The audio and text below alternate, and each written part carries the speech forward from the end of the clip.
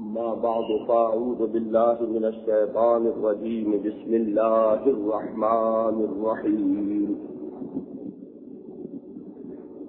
ولقد خلقنا الإنسان من سلالة من طين ثم جعلناه نطفة في قرار مكين ثم خلقنا النطفة علقة فخلقنا العلقة مضغة فخلقنا المضغة عظاما فكسونا العظام لحما ثم أنشأناه خلقا آخر فتبارك الله أحسن الخالقين. ثم إنكم بعد ذلك لميتون ثم إنكم يوم القيامة تبعثون. وقال تبارك وتعالى: وإذ قال ربك للملائكة إني خالق بشرا من طين فإذا سويته ونفخت فيه من روحي فقعوا له ساجدين. صدق الله العظيم. رب اشرح لي صدري ويسر لي أمري واحلل عقدة من لساني يفقهوا قولي. اللهم ربنا ألهمنا رشدنا وأعصمنا من شرور أنفسنا. اللهم أرنا الحق حقا وارزقنا اتباعه وأرنا الباطل باطلا وارزقنا اجتنابه. آمین یا رب العالمین. حضرات، آپ کو یاد ہوگا کہ میں نے جو اپنے مطالعہ قرآن کا حاصل آپ کے سامنے رکھا کہ از روح قرآن انسان ایک مرکب وجود کا حامل ہے. اس کا ایک حیوانی وجود ہے جو عالم خلق سے متعلق ہے، پستی کا مسیح ہے. اس کا مبدا یہ زمین مٹی ہے، کرسٹ آف دی ارتھ. اور اس کا دوسرا وجود روحانی وجود ہے، وہ عالم بالا سے متعلق ہے. اس کا تعلق عالم امر سے. یسألونک عن الروح قل الروح من امر ربی وما اوتیتم من العلم الا قلیلا.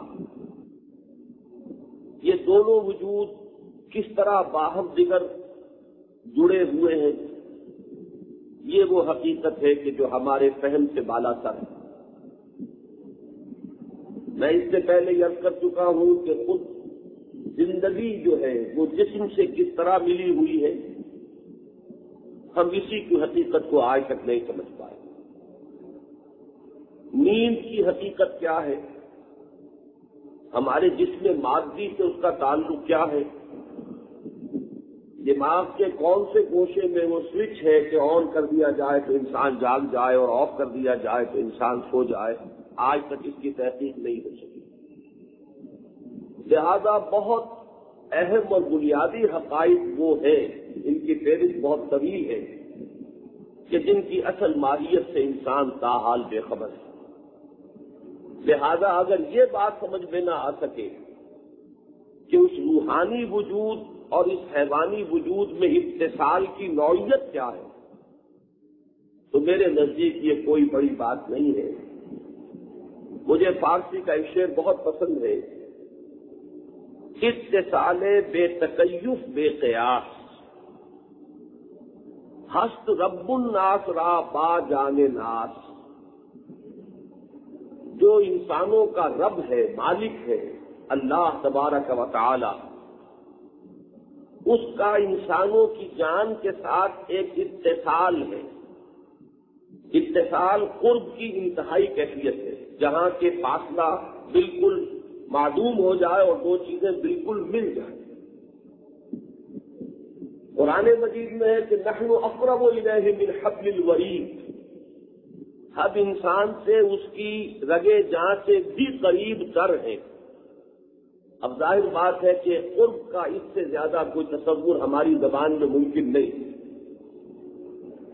اس کو شاعر کہہ رہا اتصال. جب قرب کا یہ درجہ ہے تو یہ تو اتصال ہو گیا، لیکن اس اتصال کو ہم کسی چیز پر قیاس نہیں کر سکتے. دنیا کی کوئی سی دو چیزیں بھی ہوں گی وہ مادی ہوں گی، ان کا اتصال مادی اتصال ہوگا، جبکہ اللہ تعالیٰ اس مادی عالم سے وراء الورا ثم وراء الورا ثم وراء الورا ہے. لہذا اتصال تو ماننا پڑے گا، لیکن بے تکیف بے قیاس. نہ اس میں کوئی کیفیت کو ہم تصور میں لا سکتے ہیں اور نہ کسی چیز پر قیاس کر سکتے ہیں. اسی طرح ایک اور بڑا عظیم شعر ہے، مولانا شبیر احمد عثمانی رحمۃ اللہ علیہ نے اپنے حواشی میں اس کو نقل کیا ہے. جان نہاں در جسم او در جان نہاں، اے نہاں اندر نہاں اے جان جان. ہمارے اس جسم میں ہماری جان چھپی ہوئی، کہاں ہے کچھ پتہ نہیں، کسی نے دیکھی نہیں. ہم جانتے ہیں کہ جان ہے، حیات ہے، کوئی شے ہے، لیکن یہ کہ اس کو کسی نے دیکھا نہیں. تو جان نہاں در جسم، اس جسم میں وہ جان پنہا ہے. او در جان نہاں.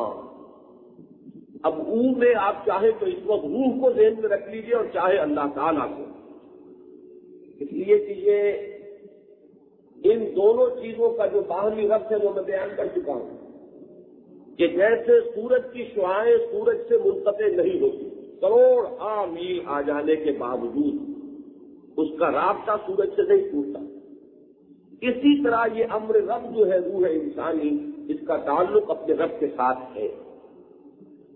تو معلوم یہ ہوا کہ او نہاں جان نہاں در جسم پورا او در جان نہاں، اے نہاں اندر نہاں اے جان جان. اے وہ ہستی کہ جو پنہا کے اندر بھی پنہا ہے، جو جان کی بھی جان ہے. یہ بات مجھے اپنی آخری گفتگو کے آخر میں کہنی تھی، لیکن وہ وقت کی کمی کی وجہ سے میں نہیں کہہ سکا. میں نے اس اصول کے ذریعے سے جن مختلف مسائل کو جہاں تک میں حل کر پایا ہوں آپ کے سامنے رکھا، اسی میں مثلاً عظمت صوم کا معاملہ تھا. اس میں عرض یہ کرنا تھا کہ یہ روح جو ہے، چونکہ روزہ اصل میں روح کے لیے، اس لیے اللہ تعالیٰ نے اسے خاص اپنے لیے قرار دیا، اس لیے کہ روح اور اللہ کے مابین تو فصل نہیں ہے. یہی وجہ ہے کہ ہمارے صوفیہ اس بات کے قائل ہیں کہ انسان کے دل میں اللہ ہے. اب اس کو بھی ہم قیاس نہیں کر سکیں گے، کسی اور مادی وجود پر قیاس نہ کیجیے، بلکہ ایک حدیث جسے امام غزالی رحمۃ اللہ علیہ احیاء العلوم میں لائے ہیں، حدیث قدسی ہے. یہ اگرچہ معاملہ اپنی جگہ ہے کہ محدثین کا جو اپنا معیار ہے جرح و تعدیل کا، اور وہ روایت پر جس طریقے سے جرح کرتے ہیں، تو یہ احادیث ان کے معیار جرح و تعدیل پر پوری نہیں اترتی. لیکن امام غزالی رحمۃ اللہ علیہ تو معمولی شخصیت نہیں ہے. پھر صاحب روح المعانی، اس دور کی تفاسیر میں، عربی تفاسیر میں سب سے زیادہ جامع تفسیر مانی جاتی ہے روح المعانی. صاحب روح المعانی نے اس کو نقل کیا ہے. اس حدیث قدسی کے الفاظ یہ ہیں کہ لم یسانی ارضی ولا سمائی ولیکن یسانی قلب عبد المومن. میں نہ زمین میں سما سکتا ہوں نہ آسمان میں سما سکتا ہوں، لیکن میں اپنے مومن بندے کے دل میں سما جاتا ہوں. اس کا بلکہ فارسی میں ترجمہ کیا ہے، من نہ گنجم در زمین و آسمان لے گنجم در دل مومن آیا.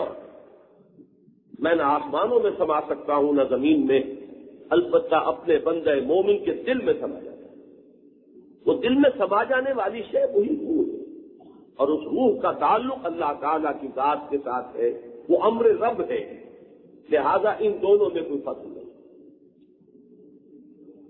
اب آج مجھے جس موضوع پر گفتگو کرنی ہے، میں نے عرض کیا تھا کہ وہ اس مسئلے سے متعلق آخری بات اور وہ فلسفہ ارتقاء، بلکہ نظریہ ارتقاء کہی۔ اس موضوع پر میں گفتگو کیوں کر رہا ہوں، اس بات کو پہلے سمجھ لیجئے کہ ہمارے ہاں تو تعلیم کا معاملہ ذرا کچھ مختلف ہے، لیکن مغرب میں بالخصوص امریکہ میں جا کر مجھے یہ اندازہ ہوا کہ نظریہ ارتقاء کی بڑی زوردار تعلیم ہائی اسکول لیول پر دے دی جاتی ہے اور اس طریقے سے ذہنوں میں اسے بٹھا دیا جاتا ہے کہ وہ اب ایک نظریے کی حیثیت سے نہیں بلکہ ایک واقع اور حقیقت کی حیثیت سے 999 فی 1000 نوجوان لڑکوں اور لڑکیوں کے ذہنوں میں بیٹھ جاتا ہے، اور یہ وہ چیز ہے کہ جس کے بعد مذہب کی گنجائش دے رہی ہے۔ انسان اگر ارتقاء یافتہ حیوان ہی ہے تو یہ بائبل میں کیا ہے، story of the creation of man, story of the creation of universe. اسی طریقے سے ہماری نوجوان نسل اب بڑی کثیر تعداد میں وہاں مسلمان امیگرینٹس ہیں، عرب ممالک سے تو بہت عرصے سے لوگ وہاں پہنچے ہوئے تھے، ان میں سے تو بہت بڑی تعداد ایسے لوگوں کی بھی ہے کہ جو اپنی آئیڈینٹی لوز کر چکی، اس معاشرے میں جذب ہو چکی۔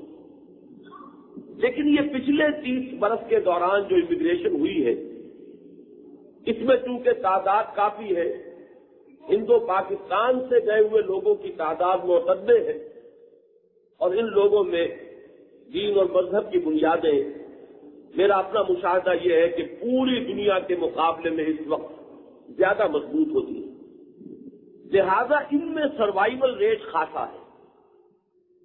لیکن انہیں جو سب سے بڑا اس وقت مسئلہ درپیش ہے وہ اپنی آئندہ نسل کا ہے، کیا کریں؟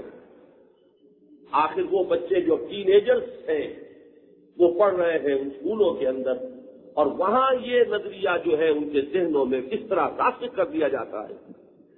پھر اب ہم انہیں اگر قرآن پڑھنے کو کہیں تو یہ قصہ آدم و ابلیس اور یہ انسان کے، اور خاص طور پر جو تفاسیر ہیں ان میں اس کے بارے میں جو تشریحی نوٹ ملتے ہیں، جو تشریحی مواد ملتا ہے، اس کے اور اس کے مابین ایک اتنا طویل فاصلہ ہے، ایک ایسی خلیج ہے کہ جس کو کسی طرح پاٹنا ممکن نہیں، اور یہ سب سے بڑا مسئلہ بن گیا ہے اس وقت میں۔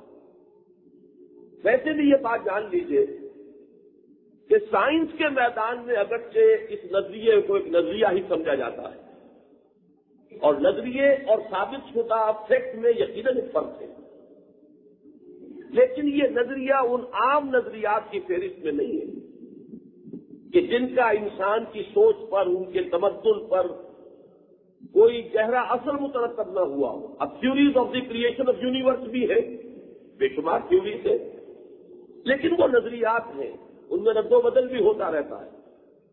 ان کا اتنا گہرا اثر جو ہے انسان کی سوچ پر نہیں پڑا ہے جتنا کہ نظریہ ارتقاء کا پڑا ہے، پورے تمدن میں، فلسفے میں، ادب میں، انسان کی پوری سوچ میں، عمرانیات میں، جو سوشولوجی کا ایک عظیم علم جو اس دور میں مرتب ہوا ہے، مدون ہوا ہے، اس سب کے اندر جو رچی بسی ہوئی چیز ہے وہ نظریہ ارتقاء ہے۔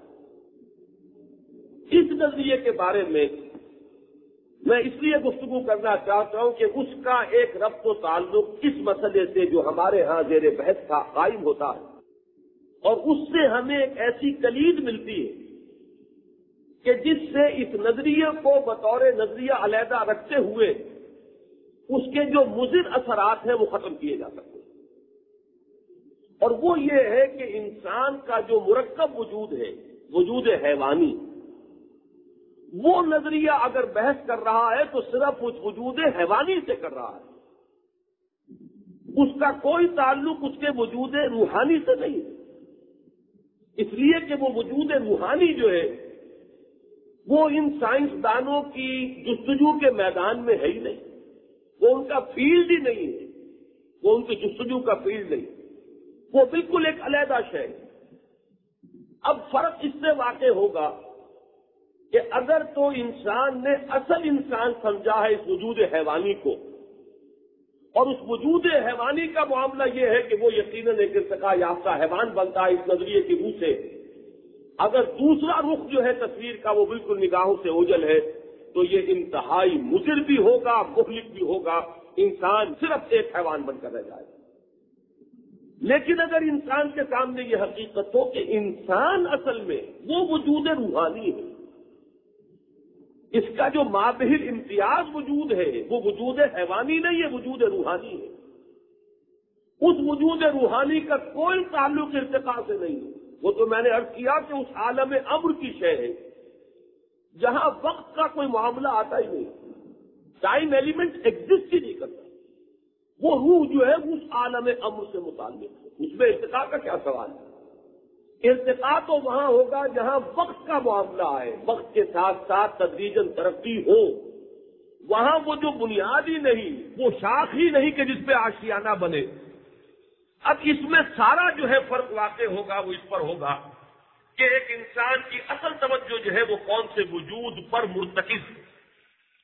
دیکھیے میں نے جو آپ کو اکبر الہآبادی کا شعر سنایا تھا، 2 اشعار کہ کہا منصور نے خدا ہوں میں، ڈاروین بولا بوجھنا ہوں میں، ہنس کے کہنے لگے میرے ایک دوست فکر حرکت بقدر ہمت اوست.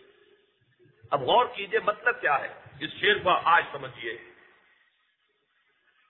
وہ منصور حلاج ہو، حسین بن منصور الحلاج، یا دوسرے صوفیاء میں نے جن کی کچھ حقیقات آپ کو سنائی تھی، سبحانی ما عظم شانی باجید بستامی ہے رحمت اللہ علیہ، یا یہ کہ میرے جبے میں سوائے اللہ کے کچھ نہیں، لیس فی جبتی الا اللہ. اب یہ باتیں جو ہے میں نے عرض کیا تھا کہ منصور تو اصل میں وہاں پہنچ کر وہاں سے واپس نہیں آیا، اس لیے مجرم ہو گیا، گردن زدنی ہو گیا. لیکن یہ حضرات جو ہے وہ گئے ہیں اور واپس آ گئے. اسی ضمن میں میں نے آپ کو شیخ عبد القدوس گنگوہی رحمۃ اللہ علیہ کا وہ جملہ سنایا تھا جو علامہ اقبال نے نقل کیا ہے غالباً 4تھے لیکچر میں، 4تھے یا 3رے میں، آغاز ہی اس سے کیا ہے کہ محمد عربی بالائے آسمان رفت باز آمد بخدا اگر من رفت میں باس نہ آمد. محمد عربی آسمان کے اوپر تک پہنچے، بیت المعمور اور اس سے بھی آگے، اور وہاں سے واپس آ گئے. خدا کی قسم اگر کبھی میں پہنچ گیا ہوتا تو کبھی واپس نہ. اب یہ کیفیت ہے. تو حسین بن منصور الحلاج وہاں پہنچ کر وہاں جم گیا، واپس نہیں آیا. اور ہمارے یہ دوسرے صوفیاء جو سب کے سب محترم ہیں، پہنچے تو ہیں، واپس آ گئے. اسی لیے ان کو یہ کہہ کر جو ہے نظر انداز کر دیا گیا کہ یہ کیفیت شکر کی چیزیں ہیں. یہ خاص ایک جب انسان پر کیفیت طاری ہو جاتی ہے، اس میں کچھ چیزیں نکل جاتی ہیں، ان پر گرفت نہیں ہو سکتی. لیکن حقیقت سمجھیے، حقیقت کیا ہے؟ بنیادی طور پر کوئی فرق نہیں. جس شخص کی توجہ مرتکز ہو گئی اپنے وجود روحانی پر، اب یہ توجہ کا ارتکاز ہے، اس فینومینن کو اچھی طرح سمجھ لیجیے. آپ اس کمرے میں کسی ایک چیز پر توجہ مرتکز کر دیں کسی وجہ سے، تو یہ پورا کمرہ آپ کے ذہن سے اوجھل ہو جائے گا. آپ کے سامنے ہے، آپ کو نظر نہیں آئے گا. آپ مستغرق ہیں کسی چیز میں تو بالکل سامنے کی چیزیں آپ کو نظر نہیں آئیں گی. کوئی شخص آپ کے سامنے سے گزر جائے گا، آپ کی آنکھیں کھلی ہیں، آپ سوئے ہوئے نہیں ہیں، بیدار ہیں، آپ کو نظر نہیں آئے گا. یہ اصل میں استغراق ہے، توجہ کا ارتکاز. جس کی توجہ مرتکز ہو گئی اپنے وجود روحانی پر، وہ پکار اٹھا، اس لیے کہ یہ وجود روحانی جو ہے اس کا تعلق یقیناً اللہ کی ذات کے ساتھ. یہ اس عالم خلق کی شے نہیں ہے، عالم امر کی شے. یہ وہ شے ہے جسے اللہ نے اپنی ذات کے ساتھ نسبت اضافی کے ساتھ منسلک کیا. روحی، میری روح، ونفخت فیہ من روحی، اور جبکہ میں پھونک دوں اس میں اپنی روح میں سے. اب آپ غور کیجئے گا، اللہ تعالیٰ کی ذات غیر منقسم ہے، تقسیم نہیں ہو سکتی. وحدت مطلقہ میں تقسیم کہاں ہوگی؟ روح ہی میں سے پھونک دینا تو روح اللہ کے وجود کا کوئی جز تو نہیں ہو سکتی.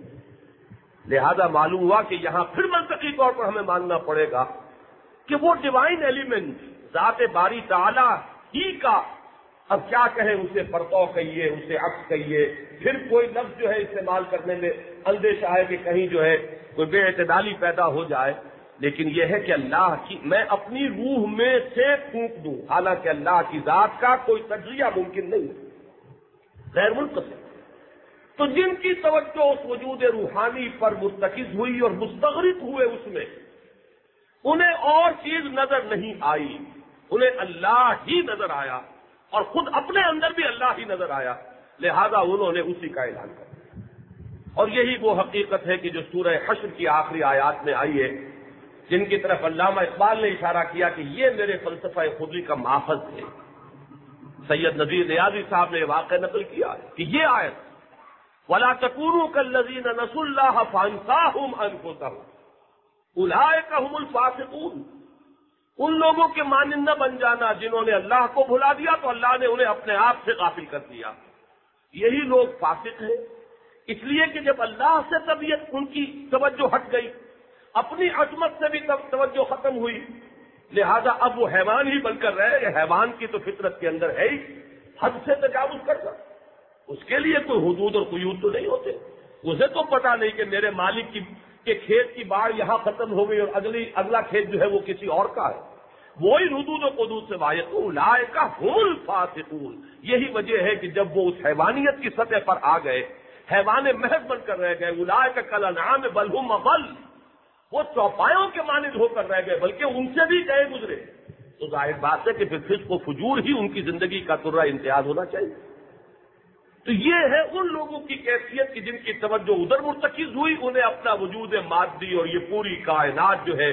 اچھا، یہی مسئلہ ہے ہماؤس کا، جس کو کہ حضرت مجدد الفسانی رحمۃ اللہ علیہ نے ایک درمیانی کیفیت قرار دیا ہے کہ یہ سالک پر ایک استغراقی کیفیت ایسی طاری ہو جاتی ہے، ذات باری تعالیٰ پر اتنی توجہ کا ارتکاب ہوتا ہے، وہ مراقبہ کہیے، میڈیٹیشن کہیے، ذات پر توجہ اس طرح مرتکز ہوتی ہے کہ ما سوا کا وجود ان کے لیے معدوم ہو جاتا ہے، انہیں کوئی شے نظر نہیں آتی.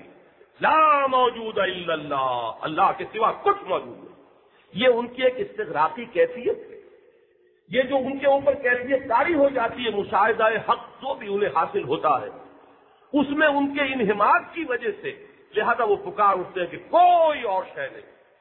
ویسے اس کا اگر آپ مزید وضاحت کریں گے تو پھر یہ کہ اس کی ایک محتاط وضاحت یہ ہوگی کہ وجود حقیقی صرف اللہ کا ہے، باقی سارے وجود جو ہے وہ اعتباری ہے، ریلیٹو ہے، ٹرانزینٹ ہے، ان میں سے کسی کو کوئی ثبات نہیں.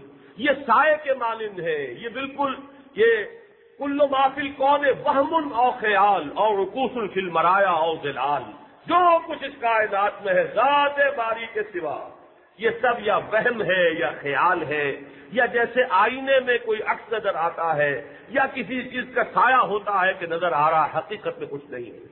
حضرت مجدد الفسانی نے اس کے لیے جو مثال دی تھی وہ میں نے کافی عرصہ ہوا، آپ کو ذکر نہیں آیا، پہلے کئی مرتبہ آپ کو سنائی ہے کہ ایک لمبی سی لکڑی لے کر اس کے ایک سرے کے اوپر کپڑا باندھیے، اس میں مٹی کا تیل ڈالیے، آگ لگا دیجیے. یہ شعلہ جو والا جو اب آپ کے پاس ہے، اس لکڑی کو تیزی کے ساتھ دائرے میں حرکت دیجیے، آپ کو ایک آتشین دائرہ نظر آئے گا. نظر آ رہا ہے نہیں. وجود تو صرف ہے شعلہ جوالا کا، وہ ایک شعلہ جو ہے وہ ہے، باقی یہ دائرہ جو نظر آ رہا ہے، نظر تو آ رہا ہے، دیکھ رہے ہیں آپ کے ہے، لیکن نہیں ہے. ہر چند کہے کہ ہے، نہیں ہے، اس کا کوئی وجود نہیں ہے. یہ خیالی ہے، وہمی ہے، عکس ہے، ظلال ہے، ورنہ یہ کہ وجود حقیقی صرف اللہ کا سبحانہ و تعالی. تو اسی طریقے کا معاملہ یہ ہوا کہ جنہوں نے اپنے اندر، اپنے قلب کی گہرائیوں میں اپنے وجود روحانی کو دیکھا تو انہیں در حقیقت وہی معاملہ کہ اللہ کا مشاہدہ ہوا ہے اور اس پر وہ پکار اٹھے کہ انا الحق، یہ میرے اندر جو ہے، یا لیس فی جبتی الا اللہ، میرے جبے کے اندر سوائے اللہ کے اور کچھ نہیں ہے. یہ بھی وہ استغراق ہے کہ وجود روحانی پر ان کی توجہ مرتکز ہو گئی. اس کے بالکل برعکس معاملہ ہے ہمارے سائنسدانوں کا.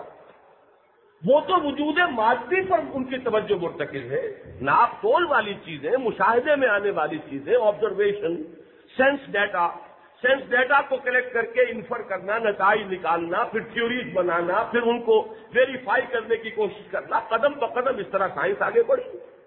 اس کا اس عالم امر سے تعلق ہی نہیں، اس غیر مرئی عالم کو یہ اپنے دائرۂ کار ہی میں نہیں سمجھتی۔ اب آگے آ کر کچھ چیزیں وہ ESP وغیرہ یہ چیزیں ہیں کہ جن کے بارے میں کچھ تحقیق ہو رہی ہے اس انداز میں بھی، لیکن یہ کہ آج سے پہلے 100 سال پہلے کی جو سائنس ہے اس کو ذہن میں رکھیے تو اس میں تو ان چیزوں سے سرے سے کوئی سروکار تھا ہی نہیں۔ لہذا وہ جو استغراق ہوا ہے توجہ کا، وہ نظر آیا ایک دیکھنے والے کو۔ آپ کو یاد ہوگا میں نے فرائڈ کے بارے میں بھی ایک بات کہی تھی کہ میں اس کی ذہانت کا بہت قائل ہوں، اس کی ایکویٹی آف ویژن کو بہت مانتا ہوں۔ اس نے انسان کے اندر 3 لیول جو معین کیے ہیں ہماری شخصیت باطنی یا معنوی کے، کہ ایک وہ اٹ یا لیبیڈو کا لیول ہے سب سے نیچے، اور پھر ایگو ہے، اور پھر سپر ایگو ہے۔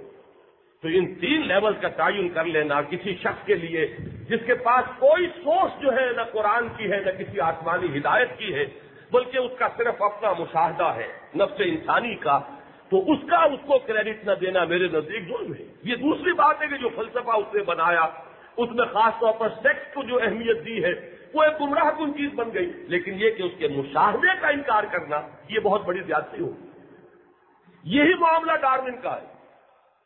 اس نے جو 5 سال صرف کیے اس کے بارے میں شاید آپ کو معلوم ہو کہ ابتدائی زندگی اس کی بڑی نٹکھٹ قسم کے نوجوان کی گزری ہے، پڑھنے لکھنے سے اسے شغف نہیں تھا، بڑی کوشش کی والدین نے، پڑھنے نہیں پڑھا۔ 22 سال کی عمر میں انگلستان میں وہ پیدا ہوا ہے، ایک جہاز جا رہا تھا، پوری دنیا کے گرد چکر لگانے کی کوئی مہم تھی، وہ اس میں شامل ہو گیا سیاحت کے جذبے۔ 5 سال لگے ہیں۔ اب اس نے جہاں جہاں وہ جہاز گیا ہے اس نے وہاں اتر کر وہاں کے حیوانات، وہاں کے کیڑے مکوڑے، وہاں کے یہ تمام چیزیں جو ہے ان کا جائزہ لیا، تو یہ مشاہدے کا اتنا بڑا مواد لے کر وہ 5 سال کے بعد لوٹا ہے کہ اب اسے سوچنا پڑا کہ اس میں قرب، مشابہت، کس طریقے سے چیزیں جڑتی چلی جاتی ہے، کیسے ایک کے بعد تھوڑا سا فرق، پھر تھوڑا سا فرق، پھر تھوڑا سا فرق، وہ ذرا اس کے بعد جو ہے معلوم ہوتا ہے کہ بالکل ایک نئی شے وجود میں آ گئی ہے۔ یہ سارا اصل میں اس کا وہ واسٹ آبزرویشن ہے کہ جس سے اس کا ذہن ارتقاء کی طرف منتقل ہوا۔ یہ دوسری بات ہے کہ اس نے پھر جو فلسفہ ارتقاء بنایا ہے وہ کیا ہے؟ نظریہ ارتقاء اور شے ہے۔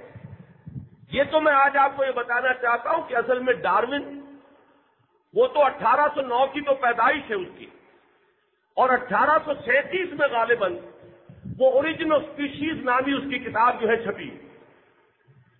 میں آپ کو بتاؤں گا کہ جہاں تک نفس ارتقاء کا تعلق ہے، مسلمان حکماء اس سے لگ بھگ 1000 سال پہلے ان حقائق تک پہنچ چکے ہیں۔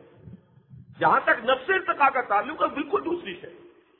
ڈارون کا اصل میں ہے نظریہ ارتقاء۔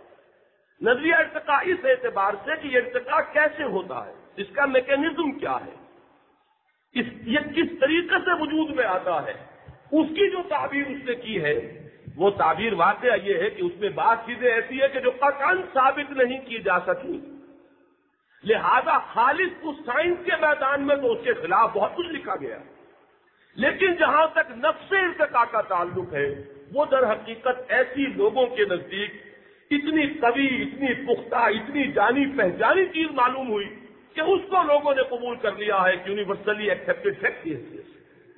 اب میں مثلاً آپ کو بتاتا ہوں، یہ ایک زمانہ تھا در حقیقت کہ جب ہم بیدار تھے، اس کے بعد ہم سو گئے دنیا کو جگا کر، اپنا سارا علم ہسپانیہ کی یونیورسٹیوں کے ذریعے یورپ کو منتقل کر کے اور ہم پاؤں پھیلا کر سو گئے، عیش کرو۔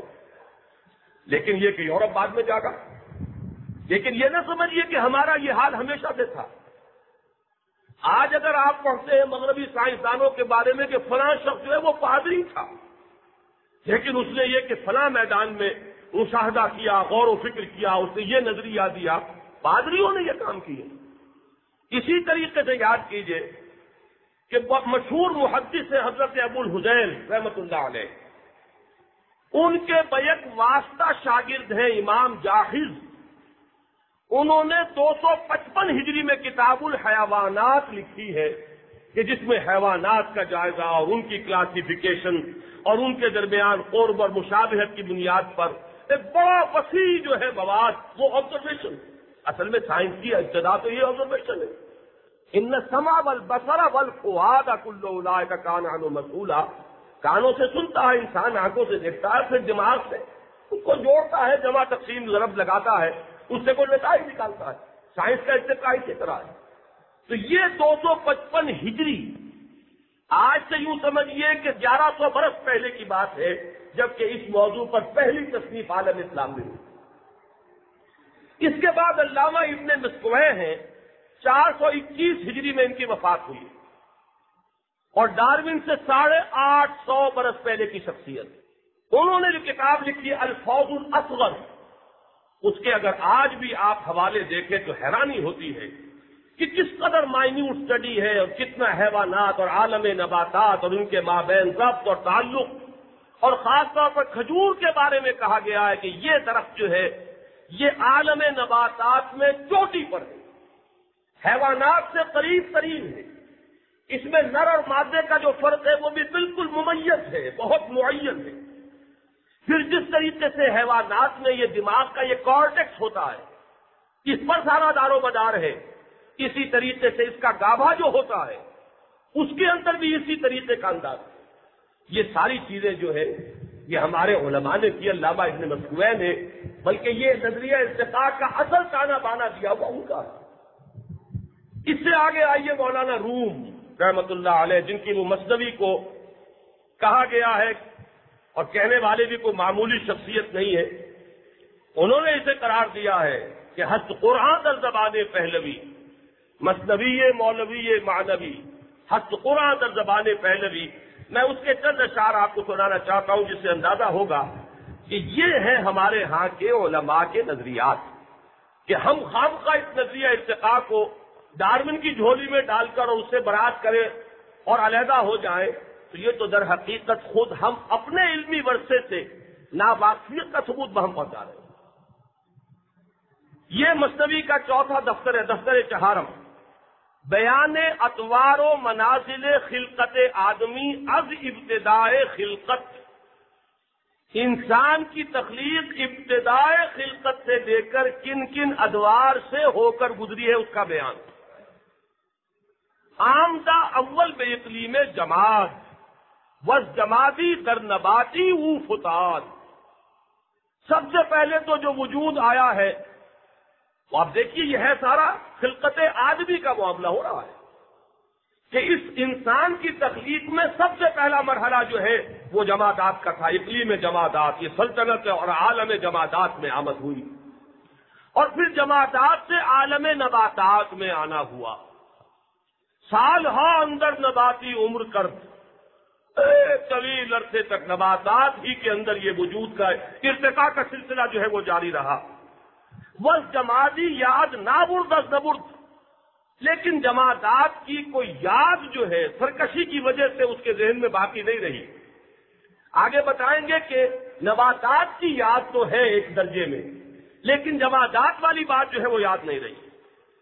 وز نباتی چون بحیوانی فتات، جب نباتات کے عالم سے عالم حیوانات کی طرف آنا ہوا، نام تش حال نباتی ہی یاد، تو اسے اپنے اس نباتاتی دور کی بھی کوئی یاد جو ہے باقی نہ رہی، سوائے جز ہما میلے کے دارت سوئے خاصا در وقت بہاروں زمرا، سوائے اس میلان طبع کے کہ جو انسان کی طبیعت میں اب بھی ہے. جب پھول کھلتے ہیں اور سبزہ لہلہاتا ہے تو جو انسان کو بھی اپنے اندر ایک انشراح محسوس ہوتا ہے، انبساط محسوس ہوتا ہے، کوئی چیز اسے کھینچتی ہے ان پھولوں کی طرف اور اس پربہار موسم کی طرف. معلوم ہوا کہ یہ اپنے اصل کی طرف رجوع کا ایک نشان ہے جو فطرت انسانی میں ہے. وہ جو کہا کہ کل شیء یرجع الی اصلہ، تو معلوم ہوا کہ یہ میلان جو ہمارے اندر ہے یہ در حقیقت اس دور کی یادگار ہے. یہ طویل نظم ہے، میں زیادہ بیان نہیں کر سکتا.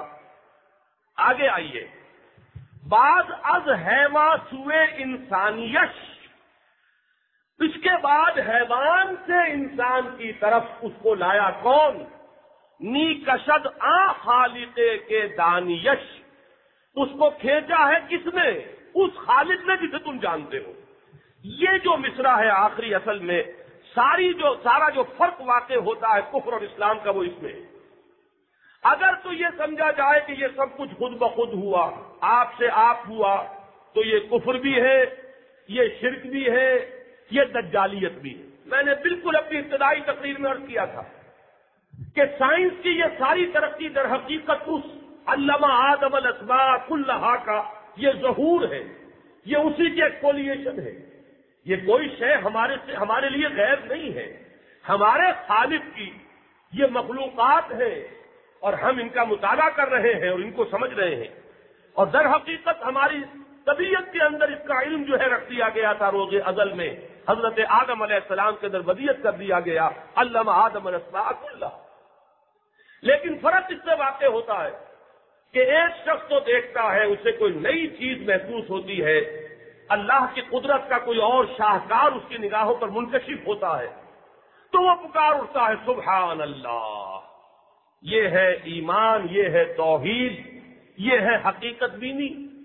اور جو اللہ سے محجوب ہے، جس نے اس چیز کو دیکھا اسی کی عظمت میں گم ہو کر رہ گیا، اس کا ذہن اس کے خالق کی طرف منتقل نہیں ہوا، یہ کفر ہے، یہ حجاب بن گیا ہے، یہ خلق اس کے اور رب کے درمیان پردہ بن گئی ہے. جبکہ یہی خلق ہے کہ جس کو اللہ تعالیٰ یہ کہہ رہا ہے کہ یہ میری نشانیاں ہیں، انہیں دیکھو اور مجھے پہچانو. ان فی خلق السماوات والارض واختلاف الليل والنهار والفلك التي تجري في البحر بما ينفع الناس وما انزل الله من السماء من ماء فاحيا به الارض بعد موتها وبث فيها من كل دابة وتصريف الرياح والسحاب المسخر بين السماء والارض لآیات لقوم یعقلون. ہوش مند لوگوں کے لیے ان میں سے ایک ایک چیز میں ہماری نشانیاں.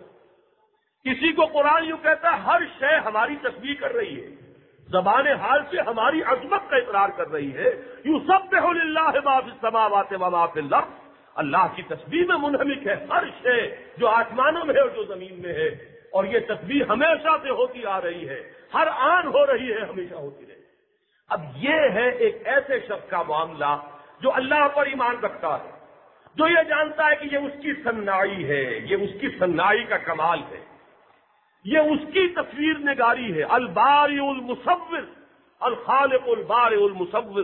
خالق وہی، باری وہی، مصور وہی، نقشہ کشی اسی نے کی ہے. تو وہ جس چیز کو دیکھے گا اس کے دل میں اللہ کی عظمت کا اور اضافہ ہوتا چلا جائے گا. اسی کو قرآن مجید میں کہتا ہے کہ اللہ تعالیٰ کا انما یخشی اللہ من عبادہ العلماء. اللہ کی اصل خشیت، اللہ کا اصل خوف، اللہ کی عظمت کا اصل ادراک تو علماء کو ہوتا ہے. یعنی وہ کہ جنہیں معلوم ہے اس کی قدرت کتنی ہے، جس نے مشاہدہ کیا ہے. کوئی شخص ٹیلیسکوپ لیے بیٹھا ہوا ہے اور اسے مشاہدہ ہو رہا ہے کہ ہماری یہ زمین تو خیر ہے ہی کوئی شے نہیں، یہ تو اس بڑی اسکیم کے اندر لائیں تو کوئی شے قرار پاتی ہی نہیں، کوئی ادنا سا کوئی نقطہ بھی نہیں. ہم اگر اپنے باریک سے باریک پین سے اگر کوئی نقطہ لگائیں تو وہ بھی بہت بڑی شے ہوگی اس کائنات کے وسعت کے مقابلے میں ہماری زمین کی کوئی حیثیت نہیں. اس کے بعد آئیے تو یہ پورا جو ہے ہمارا یہ نظام شمسی کوئی حیثیت نہیں رکھتا. پھر گلیکسیز اور گلیکسیز جو ہے کروڑ ہاں گلیکسیز، ان کے فاصلے آدمی کا دماغ ٹکرا جاتا ہے اور انسان جو ہے گرنے کو ہو جاتا ہے. یہ سب کچھ دیکھ کر بھی اگر اللہ کی عظمت کا احساس نہیں ہوا تو یہ دجالیت ہے. اور اگر اس کو دیکھ کر پکار اٹھے العظمت للہ الکبریاء للہ، یہ اگر انسان کا احساس ہو تو معلوم بڑا باریک سا فرق ہے. وہ جو کہا کہ مردی و نامردی قدم فاصلہ دار ہے، بڑا باریک سا فرق ہوتا ہے. تو یہ کفر اور ایمان اس کے درمیان بڑا باریک سا حجاب ہے. اب اس کو یوں سمجھیے سادہ ترین مثال سے کہ ہمیں معلوم ہے، ہو سکتا ہے سائنس ابھی اور اس میں کچھ ترقی کرے، لیکن بارش کے برسنے کا میکینزم کہ یہ در حقیقت سمندر کا پانی ہے، سورج کی تمازت سے اٹھتا ہے، بخارات بن کر اوپر جاتا ہے، اوپر سے پھر ہوائیں اس کو لے کر آتی ہیں، پھر بادلوں کی شکل اختیار کرتا ہے، پھر وہ فضائی تغیر و تبدل کی وجہ سے وہ بارش بن کر زمین پر برستا ہے. اگر تو کوئی شخص یہ سمجھتا ہے یہ از خود ہو رہا ہے، خود بخود ہو رہا ہے، کسی اور بالا تر ہستی کی مشیت کو کوئی دخل نہیں، کسی اور کی قدرت کا کوئی یہاں سروکار نہیں. یہی کفر ہے، یہی شرک ہے. اور اگر آپ یہ مان لیں کہ یہ سارا اس اللہ کا بنایا ہوا نظام ہے، اس اللہ نے یہ قانون بنایا ہے، اور پھر یہ کہ قانون بنا کر وہ معطل ہو کر نہیں بیٹھ گیا کہ اب میں کیا کروں، میرے تو ہاتھ بن گئے، میں تو اب اپنا قانون بنا چکا. نہیں، ہر آن اس کی قدرت کار فرما ہے، ہر لہجہ اس کی مشیت جو ہے وہ کار فرما ہے. ہر لقمہ حلق سے اترنے سے قبل اللہ سے پوچھتا ہے کہ پروردگار میں تیرے اس بندے کے حق میں غذا کا کام دوں یا زہر بن کر اسے لڑوں. یہ اگر سامنے ہے تو یہ سارا جو آپ کا معلومات کا ذخیرہ ہے یہ معرفت خداوندی کا ذریعہ بن جائے گا. اور اگر یہ چیز آپ سامنے نہیں ہے تو یہی کفر ہے، یہی شرک ہے، یہی دجالیت ہے. اور در حقیقت اس دور میں اسے بہت اہم اور بہت عمدہ مضمون لکھا تھا سورہ کہف پر مولانا مناظر حسن گیلانی رحمۃ اللہ علیہ نے، اور انہوں نے یہ ثابت کیا کہ یہ دجالیت کا عہد ہے. دجال اکبر وہ تو ایک شخصیت ہے، لیکن دجالی فتنہ جسے کہا گیا ہے وہ در حقیقت یہ نقطۂ نظر ہے جو جدید تہذیب کے اندر پیوست ہے، اس میں رچا بچا ہوا ہے کہ جو کچھ ہو رہا ہے خود بخود ہو رہا ہے، آپ سے آپ ہو رہا ہے. بس کچھ قانون ہے، کچھ فزیکل چینجز کے، کچھ کیمیکل چینجز کے، کچھ طبی قوانین ہیں، کچھ حرکت کے قوانین ہیں، ان کے تحت یہ کائنات آپ سے آپ رواں دواں ہے. یہ اگر خیال ہے جس کو قرآن مجید میں ایک مقام پر ایک آیت میں سمو دیا گیا کہ ان کا یہ طے قول ہے وما ہی الا حیاتنا الدنیا نموت و نحیا وما یہلکنا الا الدہر، ہم نہیں جانتے اپنی اس زندگی کے سوا کسی زندگی کو، ہم خود ہی مرتے ہیں خود ہی جیتے ہیں، اور ہمیں مارنے والی سے گردش افلاک کے سوا اور کچھ نہیں. بات ختم. یہی دہریت ہے، اور یہ وہ چیز ہے کہ جو آج رگ و پے میں پیوست ہو چکی ہے، سرایت کر گئی. ہم لوگ بھی جائزہ لینا مشکل ہے. وہ جو اقبال نے کہا کہ ہمت ہو تو افکار کی دنیا سے گزر جا، اور اپنے افکار کی دنیا کا جائزہ لینا سب سے مشکل. واقعہ یہ کہ ہم اگر جائزہ لیں گے تو معلوم ہوگا کہ خود ہمارے ذہن جو ہے 90% اسی بنیاد کے اوپر ٹھکے ہوئے ہیں. وہ تو ایک پوٹلی 10% اپنے عقائد کی باندھ کر ہم نے کسی گوشے میں رکھی ہوئی، اللہ، رسول، آخرت، قرآن، کتاب، حلال حرام، جنت دوزخ. باقی یہ کہ جو فکر ہے اس دور کا وہ ہمارے رگوں میں پیوست ہے کہ در حقیقت یہ آپ سے آپ ہو رہا. اور اسی فکر کا در حقیقت جب یہ آئی تھی پہلی مرتبہ تو بڑے زور شور کے ساتھ چونکہ یہ فکر آیا تھا، اس کا امپیکٹ بہت گہرا تھا. سر سید احمد مرحوم جیسی جو میرے نزدیک نہایت مخلص اشخاص میں سے ہماری تاریخ کے، لیکن اس فکر کے دائرے میں بیٹھے. وہ سائنٹیفک ریشنلزم جس نے کہ معجزات کا انکار کروایا، جس نے جنات کے وجود کا انکار کروایا، جس نے فرشتوں کے صاحب تشخص ہونے کا انکار کروایا، یہ سارا کیا تھا؟ یہ اسی سائنٹیفک ریشنلزم کے غلبے کا نتیجہ تھا. اور میں انہیں اس لیے معذور سمجھتا ہوں کہ وہ اس دور کی شخصیت ہے جبکہ یہ نئی اٹھان کے ساتھ، بڑے آن بان کے ساتھ، پھر ایک ہم پر جو حکمران قوت تھی، جو فاتح بن کر آئے تھے، ان کے جڑوں میں یہ سائنس آئی تھی اور اس کے نظریات آئے تھے. لہذا ایک مرعوب ذہن کے ساتھ ہم نے اس کا استقبال کیا، اور وہ چیزیں جو ہے اس درجے ہم نے ان کو قبول کر لیا کہ اپنی چیزوں کو کچھ قطر بےمت کر کے ادھر ادھر سے تراش کر اس کے فلسفے کے اندر فٹ کرنے کی کوشش کی. اس کی وجہ سے یہ ساری غلطیاں ہوئی. بہرحال اصل چیز کیا ہے؟ میں نے عرض کیا تھا کہ می کسد خالق کے دانیش، یہ سارا ارتقاء کا عمل اگر تو آپ اسے منسوخ کریں یہ حکمت خداوندی سے، اس کا اذن ہے، اس کا فیصلہ ہے، اس نے تخلیق کا یہ نظام بنایا. ہم کبھی یہ نہیں پوچھتے کہ اللہ تعالیٰ ایک انسان کو فوراً کیوں پیدا نہیں کر دیتا، یہ کیوں 9 مہینے رحم مادر کے اندر اس کے لگوائے گئے، کیوں یہ بچپن لڑکپن اور یہ اور وہ ہو کر پھر وہ 40 برس پر قرآن کہتا ہے حتی اذا بلغ اشدہ وبلغ 40 سنۃ، جب وہ اپنی پوری پختگی کو پہنچا اور 40 برس کا ہو گیا. اس لیے کہ انسان کی ذہنی اور نفسیاتی پختگی جو ہے وہ 40 برس ہی میں ہوتی، وہ جسمانی پختگی جو ہے وہ 18-20 برس کی عمر میں ہو جائے وہ بات دوسری ہے، لیکن یہ کہ اصل میں نفسیاتی اور ذہنی پختگی 40 برس میں ہوتی. تو آخر اللہ تعالیٰ تو قادر ہے ہر انسان کو ایسا ہی پورا کا پورا جو ہے وہ 18-20 برس کا جوان جو ہے وہ پیدا کر دے، اس کی قدرت سے بعید نہیں ہے. لیکن اس نے یہ نظام بنایا ہے، اس نے یہ نظام بنایا ہے کہ ایک گٹھلی جو ہے آم کی وہ اتنے سال لے گی تو درخت بنے گا اور تب اس میں پھل آئے گا۔ یہ سارا فلسفہ اگر اس اعتبار سے ذہن میں رکھا جائے تو قطعاً اس کے اندر نہ کفر ہے نہ شرک ہے۔ پھر تو فیس ویلیو پر بات ہوگی کہ دلائل کیا ہے، صحیح ہے یا نہیں ہے، غلط ہے تو کتنا حصہ غلط ہے، صحیح ہے تو کتنا صحیح ہے۔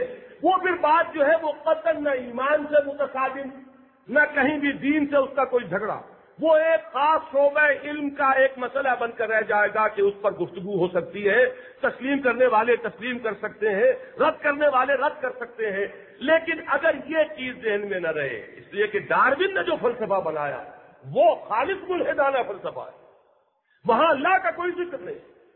اس کا فلسفہ یہ ہے کہ یہاں اس دنیا کا قانون یہ ہے کہ حیات کو سسٹین کرنے والی جتنی چیزیں ہیں وہ محدود ہے اور جانداروں کی تعداد بڑھتی چلی جاتی ہے، لہذا فطری طور پر اسٹرگل فار ایگزسٹنس پیدا ہوتا ہے۔ اونٹ جو ہے وہ تو بڑی آسانی سے صحرا میں زندگی بسر کرتا تھا، گھوڑے کے لیے بہت مشکل تھی۔ اونٹ کا تو جسم معلوم ہوتا بنایا گیا ہے، وہ تو صحرا کا جہاز ہے، اس کو تو ساری اپنے اس ماحول کے مطابق جو ہے اس کا جسمانی نظام دے دیا گیا۔ یہ کیسے ہوا؟ آیا ایک دم ہو گیا یا ہوتے ہوتے ہوا؟ ڈارون کا نظریہ یہ ہے کہ ماحول میں جیسے جیسے تغیرات آئے، جن حیوانات نے اپنے اندر تغیرات کر لیے وہ تغیرات بہت معمولی ہوتے، وہ تو بچ گئے، باقی ختم ہو گئے۔ اب جنہوں نے وہ تھوڑا تغیر کیا تھا ان کی نسل میں وہ تغیر منتقل ہو گیا، اگلی نسل میں وہ تغیر اور بڑھ گیا، اس سے اگلی نسل میں کچھ اور بڑھ گیا، ہوتے ہوتے کچھ عرصے کے بعد بالکل ایک نئی اسپیشیز، نئی جو ہے نیا قسم کا حیوان وجود میں آ گیا۔ یہ ہے اس کا فلسفہ۔ اب اس میں نہ کہیں اللہ، نہ اس کی مرضی، نہ اس کا حکم، نہ اس کی منشا، نہ اس کی مشیت، کوئی چیز نہیں۔ جب اس فلسفے کو ذہن میں رکھیں گے، اور دوسری بات میں آپ کو بتا چکا ہوں، جب انسان کے معنی قرار پائیں گے صرف اس کا وجود حیوانی، اب یہ ہے ظلمات بعضها فوق بعض، انسان کی عظمت کا کوئی پہلو رہا ہی نہیں، انسان مجرد ایک حیوان بن کر رہ گیا۔ اب اس کے لیے ساری سوچ بھی جو ہے وہ حیوانی سطح ہی پر ہوگی یقیناً، اس کا فکر جو ہے انہی پریمیسز کے اوپر ابھرے گا، جس کی میں مثالیں بعد آپ کو دے چکا ہوں، جس کی سب سے زیادہ اڑیا مثال اب وہ اڑیا ہے، لیکن یہ کہ اس سے اندازہ ہو جائے گا کہ اگر حیوانات میں ہم یہ دیکھتے ہیں کہ کوئی فرق نہیں، ماں بیٹی، بیوی بہن کے ماں بہن، تو یہ انسان نے کیوں اپنے اوپر قدمیں لگا لی، خام خواہ کی پابندیاں اپنے اوپر عائد کر لی ہیں؟ موٹی بات ہے، منطقی بات ہے۔ تو یہ در حقیقت آرٹیفیشل قسم کے بیریئر ہیں جو ہم نے کریٹ کر دیے۔ ایک زمانے میں یہ سماج جو ہے وہ ترقی پسند ادب کا سب سے بڑا دشمن، سب سے زیادہ کنڈیمڈ شے جو تھی وہ سماج اور سماج کے قدغنے اور سماج کے حدود، اور اسی میں وہ سماج کے نہ صرف یہ کہ عام سماجی حدود و قیود بلکہ مذہب کی اقدار کو بھی بہا کرنے جا رہے تھے۔ یہ سارا جو ہے در حقیقت اس ادب کی صدائے بارگس ہے کہ جو ابتدا میں فرانس میں ابھرا ہے اسی فلسفے کے تحت۔ تو یہ ہے اصل میں وہ دو میں نے حصے علیحدہ کر دیے کہ پہلا حصہ تو اس میں یہ ہوا کہ انسان کا وجود صرف وجود حیوانی، وجود روحانی نگاہ سے غائب، اس وجود حیوانی کے لیے ارتقاء، اور ارتقاء میں اللہ ذہن سے غائب، وہ خالق بھی نگاہوں سے اوجل اور اپنی عظمت جو ہے وہ بھی نگاہوں سے اوجل۔ وہ ہے نتیجہ وہ المیہ جس سے میں نے اپنی گفتگو شروع کی تھی 4 ہفتے قبل، کہ اس دور کا سب سے بڑا المیہ یہ ہے کہ اس دور میں انسان اپنے آپ کو محض ایک ترقی یافتہ حیوان سمجھتا ہے، اس کے سوا کچھ نہیں سمجھتا۔ اب جہاں تک نفس ارتقاء کا تعلق ہے، اس پر میں آپ سے ایک بات اور عرض کر دوں۔ میرے نزدیک قرآن مجید میں اتنے فیصلہ کن شواہد موجود ہیں، اتنے اشارے موجود ہیں اس ارتقاء کے حق میں کہ اگر ادھر لوگوں کی نگاہ نہیں گئی اس وجہ سے کہ ابھی معلومات جو ہے وہ ان کا دائرہ اتنا وسیع نہیں تھا، تو اس کے یہ معنی نہیں ہے کہ قرآن مجید کی ابدیت کو ہم کسی خاص دور میں جو اس کی انٹرپریٹیشن کی گئی ہے صرف اس کے دائرے میں محدود کر کے رکھ دیں۔ میں اس میں ایک بنیادی بات عرض کر دوں کہ مغالطہ نہ ہو جائے۔ قرآن مجید کے 2 حصے میں نے پہلے بھی عرض کیا تھا، ایک ہے احکام، ایک ہے حکمت۔ فلسفہ، علم الحقائق، حکمت، دانائی، احکام جو ہے ان کے بارے میں تو یہ جان لیجئے، میرا اپنا ذوق ہے، میں اس کی حد میں دلیلیں دے سکتا ہوں کہ انسان کا رویہ یہ ہونا چاہیے کہ جتنا پیچھے جا سکے پیچھے جائے، اس لیے کہ احکام محمد الرسول اللہ صلی اللہ علیہ وسلم نے جیسے سمجھے اور جیسے بیان فرمائے، صحابہ نے جیسے ان پر عمل کیا، پھر ان سے منتقل ہوتے ہوئے پھر وہ ذخیرہ اقوال رسول یا آثار صحابہ کی شکل میں وہ حدیث کی کتابوں میں مرتب ہوا، لیکن یہ کہ اصل چیز جو ہے وہ تواتر عمل ہے امت کا، کہ ایک نسل کو دیکھ کر دوسری نسل، دوسری سے تیسری نسل عمل کرتے چلی آ رہی۔ لہذا جہاں تک احکام دین کا تعلق ہے اس میں تو حفاظت اس میں ہے کہ جتنا پیچھے جا سکتے ہو پیچھے جائیے۔ آپ آج کے نئے معاملات اور نیا ذہن اور نئی عقلیت اور نئے فلسفے ان کے تحت احکام کے معاملے میں اگر کوئی کرنے بیٹھ گئے اپنا اجتہاد کا معاملہ، اجتہاد ایک بالکل علیحدہ شے ہے، اس جڑ کو وہاں پر مضبوطی سے قائم رکھ کر استنباط کرنا، نئے حالات کے اندر نئے احکام دریافت کرنا، ان میں اس حکم کی تبدیلی کوئی نہیں ہوتی، بلکہ نئے پیدا شدہ مسائل کے بارے میں نئے احکام کی دریافت ہوتی ہے۔ لیکن یہ کہ احکام میں اصل جو ہے وہ وہی ہے، جتنا پیچھے جا سکتے ہو پیچھے جائیے، اسے میں عافیت ہے اور یہی درست ہے۔ لیکن حکمت دین کا معاملہ، فلسفے کا معاملہ، علم الحقائق کا معاملہ، یہ بالکل برعکس ہے۔ اس کے بارے میں تو نبی اکرم صلی اللہ علیہ وسلم نے ایک ایسا اصول ہمیں دے دیا ہے، یہ حدیث جو ہے سب کو قبول ہے، محدثین صحیح مانتے ہیں، اور عجیب معاملہ ہے، ابھی میں نے کھجور کے درخت کا ذکر کیا تھا اور اس میں نر اور مادہ کے بالکل ممیز ہو جانے کا اور معین ہو جانے کا ذکر کیا تھا، اسی سے متعلق وہ واقعہ ہے حضور کی حیات طیبہ کا، کہ چونکہ حضور کا تو تعلق تھا مکے سے، مکے والوں کی معیشت کا دار و مدار تھا کاروبار پر، زراعت تھی نہیں، بوادن غیر ذی زرع، زراعت تھی نہیں، لہذا زراعت سے حضور واقف نہیں تھے۔ آپ تجارت کے خوب واقف تھے، تجارت آپ نے کی ہے بھرپور۔ مدینے جب آئے تو یہاں انصار جو تھے یہ تھے زراعت پیشہ، اب انہیں اپنے تجربے سے یہ معلوم تھا وہ آرٹیفیشل پولینیشن جسے آج آپ کہتے ہیں، نر اور مادہ کا ملاپ کر دینا تاکہ یہ کہ وہ صحیح طور پر پھل جو ہے وہ مل جائے، اور اسے صرف ہوا کے اوپر یا یہ پتنگوں کے اوپر کیڑوں مکوڑوں پر نہ چھوڑ دیا جائے، کیوں نہ قریب لے آیا جائے نر اور مادہ کو، یہ وہ کرتے تھے، اسے کہتے تھے تعبیر نخل۔ حضور نے دیکھا، حضور کو گمان یہ ہوا ہوگا کہ ایک نیچرل پروسیس میں یہ آرٹیفیشل سے بات انہوں نے کاہے کو داخل کر دی۔ حضور نے صرف ایک جملہ کہہ دیا کہ اگر تم لوگ ایسا نہ کرو تو کیا ہے۔ حضور کا ایسے ہی یہ بات فرما دینا صحابہ کرام کے لیے وہ حکم کے درجے میں تھا، انہوں نے نہیں کیا، اور اس سال پھل کم آیا۔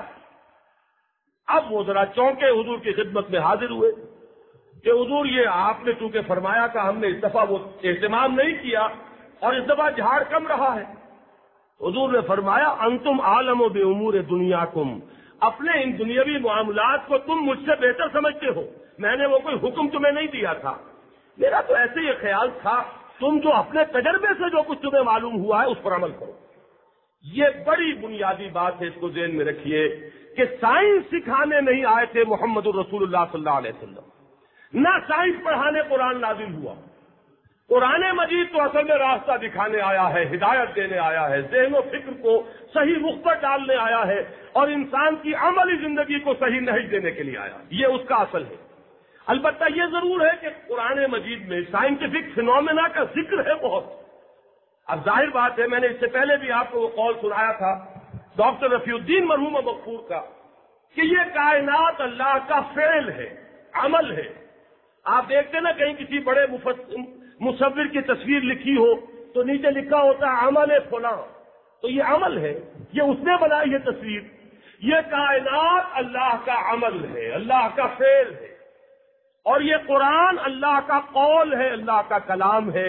ان دونوں میں کہیں کوئی فرق و تفاوت نہیں ہو سکتا۔ یہ تو انسانوں کا معاملہ ہے، لما تقولون ما لا تفعلون، قول و فعل میں تضاد، اللہ کے قول و فعل میں تضاد نہیں ہو سکتا۔ قرآن مجید میں کوئی چیز ایسی نہیں آ سکتی جو ان حقائق کے خلاف ہو، اور یہی وہ چیز ہے اس دور میں اللہ تعالیٰ اس شخص پر اپنی رحمتیں نازل کرے۔ مورس بکائی فرینچ سرجن جس نے کتاب لکھی تھی، اس وقت تک وہ ایمان نہیں لائے تھے، انہوں نے کتاب لکھی دی قرآن دی بائبل اینڈ سائنس، اور انہوں نے یہ ثابت کیا ہے کہ جتنے سائنٹیفک فینومینا کا ذکر قرآن مجید میں آیا ہے وہ سائنس کے مطابق ثابت ہوئے، اور بائبل میں تورات میں جتنا ذکر آیا ہے ان میں سے اکثر غلط ہے۔ اس کی وجہ صاف ہے، اس لیے کہ اصل تورات گم ہو گئی تھی، اور اس وقت تک حفظ کا وہ اہتمام تو تھا نہیں جو آج مسلمانوں میں ہے۔ مسلمانوں میں تو اس کا امکان ہے کہ قرآن مجید کا ایک نسخہ بھی دنیا میں اگر نہ رہے تو اس کے بعد بھی وہ دوبارہ حفاظ جو ہے وہ اپنے سینوں سے دوبارہ اسے صفحہ کرتاس پر منتقل کر سکتے، لیکن اس وقت نہیں تھا۔ 100 برس کے بعد نیبوکڈنیزر کے حملے کے بعد 600 قبل مسیح میں جو تباہ ہوئی ہے تورات، پھر وہ اصل تورات دنیا میں کہیں نہیں۔ 100-150 برس کے بعد وہ دوبارہ مرتب کی گئی ہے ایسے یادداشتوں سے، تو اس میں انسانی قیاسات جو ہے وہ شامل ہو گئے، اور وہ چیزیں غلط ہیں۔ تورات غلط نہیں ہے، وہ جو انسانوں نے اس میں اپنے خیال سے فل ان دی بلینک کیا ہے اس میں غلطیاں ہو گئی، لیکن قرآن مجید محفوظ ہے۔ اس میں یہ ممکن نہیں ہے کہ کسی سائنٹیفک فینومینن کا کوئی ریفرنس آئے اور وہ مطابق واقعہ نہ ہو۔ اگر کہیں کوئی فرق نظر آئے گا تو ہم یہ سمجھیں گے کہ ابھی علم انسانی وہاں تک نہیں پہنچا ہے۔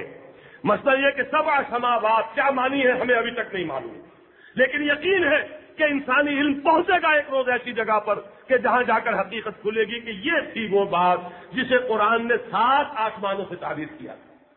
یا جیسے قرآن کی یہ آیت جو ہے جتنی آج منکشف ہوئی ہے پہلے کب تھی؟ کل فی فلک یسبحون، ہر شے حرکت میں ہے، ہر شے اپنے مدار میں تیر رہی ہے، نہ سورج کھڑا ہے، نہ زمین کھڑی ہے، نہ چاند کھڑا ہے، کوئی بھی نہیں کھڑا۔ یہ تو تمہارے علم کے ارتقائی مراحل ہے کہ کبھی اس کو کھڑا کر دیا، کبھی اس کو کھڑا کر دیا۔ سکون محال ہے قدرت کے کارخانے میں، یہاں کھڑا ہونے کا امکان ہی نہیں ہے۔ ہر شے رواں دواں ہے، ہر شے چل رہی ہے۔ کل فی فلک یسبحون، اس کل کے لفظ کو آپ ذرا انڈر لائن کیجئے۔ آج سے پہلے انسان کہاں اس کا اندازہ کر سکتا تھا کہ یہ کل کس شان کے ساتھ قرآن مجید میں آیا ہے؟ تو یہی بات ہے اصل میں فلسفہ ارتقاء کے بارے میں، نظریہ ارتقاء کے بارے میں قرآن مجید میں ریفرنسز ہیں۔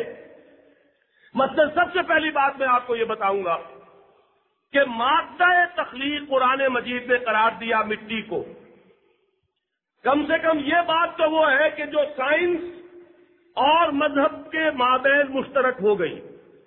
سائنس بھی تمام حیات جو ہے نباتاتی اور حیواناتی، اسی میں پھر انسان کو شامل کیجئے، اس کے وجود حیوانی کو، اس کا اوریجن قرار دیتی ہے کرسٹ آف دی ارتھ کو۔ اور اللہ نے انسان کے بارے میں بھی فرمایا کہ ہم نے مٹی سے پیدا کیا، تو معلوم یہ ہے کہ نقطۂ آغاز تو ایک ہے۔ اب فرق جو ہے وہ درمیانی جو پروسیس ہے اس کی تفصیل میں ہے۔ کسی شخص کے ذہن میں اگر یہ ہے کہ جیسے ہم کوئی بچہ کھیل رہا ہو، گارے سے وہ ایک پتلا بنائے اور اس میں پھونک مارے اور اس سے وہ انسان بنا، اللہ نے اسی طریقے سے گارے سے بنایا پتلا اور پھونک ماری اور انسان بن گیا، تو یہ بھی ہم یہ تو کہیں گے کہ یہ ناسمجھی ہے، لیکن اس کو کفر نہیں کہیں گے۔ کفر نہیں، اس لیے کہ اللہ نے پیدا کیا وہ یہ مان رہا ہے، اور کفر در حقیقت نام ہے اس کا کہ اللہ سے انسان محجوب ہو جائے۔ وہ جو شیخ علی حجویری رحمت اللہ علیہ نے اپنی کتاب کا نام لکھا کشف المحجوب، جو اللہ سے محجوب ہو گیا وہ کافر۔ میں سائیں عبد الرزاق صاحب کا وہ جملہ آپ کو سنایا کرتا تھا کہ جو دم غافل سو دم کافر، یہ بھی ایک تعبیر ہے، یہ بھی ایک ڈیفینیشن ہے۔ اللہ کے سامنے آپ ہیں، آپ کی توجہ اللہ پر کی ذات پر مرتکز ہے، یہی ایمان ہے۔ توجہ ہٹی ہے، یہی کفر ہے۔ اندھیرے میں آ گئے ہیں، لِيُخْرِجَكُم مِّنَ الظُّلُمَاتِ إِلَى النُّورِ، اس اندھیرے سے روشنی کی طرف نکالنا، یہی قرآن مجید کا کام ہے۔ بہرحال وہ کافر نہیں ہے جس نے یہ مان لیا، لیکن یہ اختلاف ہو سکتا ہے۔ اب فلسفہ ارتقاء کیا کہہ رہا ہے کہ یہ جو بارش برسی یہاں پر اور اس سے گارا بنا اور دلدلیں بنی، سمندر کے ساحلوں پر دلدلیں بنی، دلدلوں کے اندر ہی پھر وہ فرمنٹیشن شروع ہوا۔ یہ دلدل میں آپ نے دیکھا ہوگا کہ جب وہ سوکھ جاتی ہے تو اوپر سے کٹ پھٹ جاتی ہے، کھنکھنانے سا لگتا ہے اوپر کا حصہ، اور اس کے اندر جو دراڑیں رہ جاتی ہیں، یہ جگہ ہے جہاں سے کہ حیات کا مبدا ہوا ہے۔ قرآن مجید نے ہمارا مادہ تخلیق تو کہا مٹی، لیکن ایک بات نوٹ کیجئے، مبدا حیات قرار دیا پانی کو۔ وجعلنا من الماء كل شيء حي، حیات کا مبدا جو ہے مٹی نہیں ہے، حیات کا مبدا جو ہے وہ پانی ہے۔ یہ مٹی اور پانی ملے، اس سے گارا بنا، اس گارے کے اندر تعفن ہوا، فرمنٹیشن ہوا، اس سے وہ آرگینک سے ان آرگینک سے آرگینک کی طرف پڑے، وہاں پھر وہ حیات کا آغاز ہوا۔ اب آپ غور کیجئے، اگر آپ گنیں گے قرآن مجید بھی 6 الفاظ استعمال کرتا ہے۔ کہیں تو کہتا ہے کہ خلقہ من تراب، مٹی سے پیدا کیا، مٹی سے ذرا آگے آتا ہے تین کہتے ہیں گارے کو، قرآن مجید نے گارے کا لفظ استعمال کیا۔ پھر اس گارے کے اندر جب وہ تعفن ہو جائے، تبخیر ہو جائے، اس کو کہا تین لازب، وہ جس میں چپچپاہٹ سی پیدا ہو گئی وہ گارا۔ پھر جب وہ خشک ہو گیا، من حمیم مسنون، سنا ہوا گارا، خشک ہو کر کھنکھنانے لگا، من صلصال من حمیم مسنون، اور آخری اسٹیج کو کہا صلصال کالفخار، یہ سورۃ الرحمن میں ہے۔ اب آپ بتائیے یہ 6 انداز کیوں دیے؟ اتنا ہمارے ذہن کے اوپر اللہ نے بوجھ کیوں ڈالا؟ ایک لفظ کافی تھا، ایک مٹی کا لفظ ہر جگہ پر آتا، نہ کسی شرح کی ضرورت تھی۔ اور میں نے نوٹ کرایا تھا کہ سورہ ہجر میں ایک رکوع میں 3 مرتبہ یہ ثقیل ترکیب جو ہے دہرائی گئی، من صلصال من حمیم مسنون، وہ سنا ہوا گارا جو سوکھ کر کھنکھنانے لگے۔ 3 مرتبہ یہ الفاظ جو ایک رکوع کے اندر دہرائے جا رہے ہیں، کس لیے؟ یہ وہ اشارات ہیں۔ اس سے بھی گہرا اشارہ جو ہے وہ آپ دیکھیے سورہ نوح کے اندر فرمایا واللہ انبتکم من الارض نباتا، اللہ نے تمہیں اگایا ہے زمین سے جیسے اگایا جاتا ہے۔ یہ مفعول مطلق ہے، کسی فعل کی اصل حقیقت پر زور دینے کے لیے لفظ آتا ہے۔ واللہ انبتکم من الارض نباتا، جیسے نباتات کا معاملہ ہوتا ہے ایسے ہی تمہیں زمین سے اگایا گیا ہے۔ یہ سارے اشارات در حقیقت اس بات کی طرف ماضی کر رہے ہیں کہ اس انسان کے حیوانی وجود کے لیے اللہ کی حکمت میں یہی پروسیس طے تھا۔ اسی طرح درجہ بدرجہ ترقی کرتے ہوئے وہ انسان کا حیوان وجود میں آیا، حیوان آدم۔ اس حیوان آدم میں جب وہ روح آدم پھونک دی گئی، وہ جس کی تخلیق بہت پہلے ہوئی تھی، تو یہ آدم علیہ السلام بنے، علیہ الصلوۃ والسلام۔ یہ ہے وہ فلسفہ جو قرآن مجید سے سامنے آتا ہے، اور آدم کی اصل حقیقت وہ روح ملکوتی ہے، وہ اللہ جسے اپنی ذات کی طرف منسوب کر رہا ہے۔ اس حیوانی وجود کے اعتبار سے یقیناً انسان ایک ارتقاء یافتہ حیوان ہے، اس میں کوئی شک نہیں، لیکن اصل انسان وہ نہیں ہے۔ اصل انسان تو وہ اس کا روحانی وجود ہے جو امر ربی سے تعلق رکھتا ہے، اس میں نہ ارتقاء کا گزر ہے، نہ اس میں مدارس کا کوئی تعلق ہے، نہ اس میں ٹائم ایلیمنٹ ہے، وہ تو امر رب ہے، قل الروح من امر ربی۔ اور اصل انسان حقیقت میں وہ ہے، اور انسان کی سب سے بڑی بھول یہ ہے کہ وہ اس کی طرف سے اپنی توجہ ہٹا کر اور اپنے حیوانی وجود ہی کو سمجھ بیٹھے کہ یہ میں ہوں۔ جب یہ ہوتا ہے تو اللہ تعالیٰ سے بھی اس کی نگاہ اوجھل ہوئی، اپنی عظمت کو بھی بھول گیا، اور اس کا لازمی نتیجہ وہ حیوانیت، وہ شیطنت، وہ بہیمیت، وہ درندگی جو آج دنیا میں نظر آ رہی ہے، یہ بالکل منطقی نتیجہ ہے اس فلسفے کا کہ جس میں اصل میں اس روح انسانی کو جو ہے اپنے ذہن سے اوجھل کیا گیا، اللہ کو بھلایا، دہریت آئی، روح سے غافل ہوئے، صرف وجود حیوانی پر نظر جم گئی۔ وجود حیوانی کے بارے میں یہ حقیقت سامنے آئی کہ یہ تو ایک ارتقاء یافتہ حیوان ہے، انسان محض حیوان بن کر رہ گیا، اور یہی اس دور کا اصل المیہ ہے۔ ورنہ اگر یہ چاروں ڈائمنشن سامنے ہو تو پھر قطعاً اس میں کوئی کفر نہیں۔ گفتگو کیجئے، دلائل ہے یا نہیں ہے، قوی ہے یا کمزور ہے، قرآن فلاں جگہ کیا کہہ رہا ہے، فلاں جگہ کیا کہہ رہا ہے، لیکن اس کا کوئی تعلق کفر سے نہیں ہوگا پھر، اس لیے کہ ہم یہ مانتے ہیں کہ یہ سب مشیت خداوندی کے تحت، اللہ تعالیٰ کے حکم کے تحت ہے۔ میں پھر آپ کو وہ شعر سنا دوں، بعد از حیوان سوئے انسانیش، نی کشد آ خالقے کے دانیش۔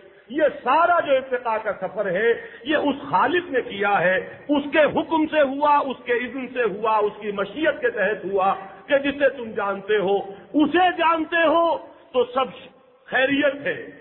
اللہ کو پہچان لوگے، اپنی عظمت کو بھی جان لوگے، لیکن یہ کہ اگر اس سے نگاہ اوجل ہوئی اپنی حقیقت سے بھی غافل ہو جاؤ گے، مجرد حیوان بن کر رہ جاؤ گے۔ یہی اس دور کا المیہ ہے۔